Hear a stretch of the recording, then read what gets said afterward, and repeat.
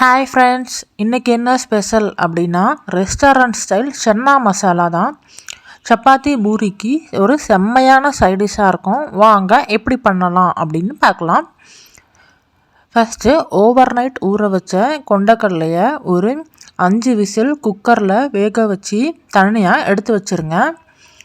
அடுத்து ஒரு பேனில் கொஞ்சமாக ஆயில் சேர்த்துட்டு ஆயில் சூடானதும் பட்டை, கிராம்பு, ஏலக்காய் சேர்த்து நல்லா கிளறிக்கோங்க. அடுத்து கொஞ்சமாக சீரகம், மிளகு சேர்த்து கலந்துக்கோங்க. ஒரு பெரிய வெங்காயம் நீளமாக கட் பண்ணி சேர்த்துக்கோங்க.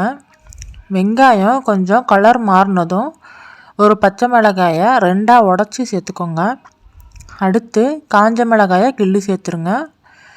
ஒரு தக்காளியை நீளமாக கட் பண்ணி சேர்த்துக்கோங்க. தேவையான அளவு உப்பு சேர்த்துட்டு நல்லா கிளறிங்க.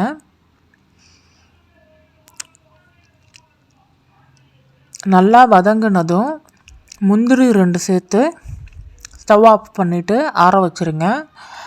ஆறுனதும் மிக்ஸி ஜாரில் சேர்த்து நைஸாக அரைச்சி எடுத்துக்கோங்க. அடுத்து அதே பேனில் கொஞ்சமாக ஆயில் சேர்த்துட்டு சோம்பு, ஒரு பட்டை, இஞ்சி பூண்டு பேஸ்ட் சேர்த்துட்டு நல்லா கலந்து விட்டுருங்க. 1 ஸ்பூன் மிளகாத்தூள், 1 ஸ்பூன் மல்லித்தூள், கொஞ்சமாக சன்னா மசாலா சேர்த்து கலந்து விட்டுருங்க. அடுத்து அரைச்ச பேஸ்ட்டை இதோடு சேர்த்துட்டு நல்லா கிளறிக்கோங்க. அடுத்து அதிலே கொஞ்சம் தண்ணி ஊற்றி அதோடு கலந்து நல்லா கலந்து விட்டுருங்க. ஒரு மூடி போட்டு 10 நிமிஷம் கொதிக்க விடுங்க. அடுத்து கொஞ்சமாக ஆயில் பிரிஞ்சு வரப்போ வேக வச்ச கொண்டக்கடலையை சேர்த்துட்டு நல்லா கலந்துக்கோங்க.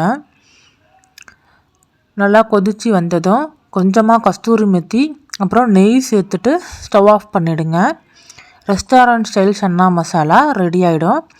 சப்பாத்திக்கு இது ஒரு சூப்பர் சைட் டிஷ்ஷாக இருக்கும். இங்கே பாருங்கள், பூரியோடு சாப்பிட்றதுக்கு அவ்வளோ டேஸ்ட்டாக இருக்குது. நீங்களும் இதை ட்ரை பண்ணி பார்த்துட்டு எப்படி இருந்துச்சு அப்படின்னு கமெண்ட்டில் சொல்லுங்கள்.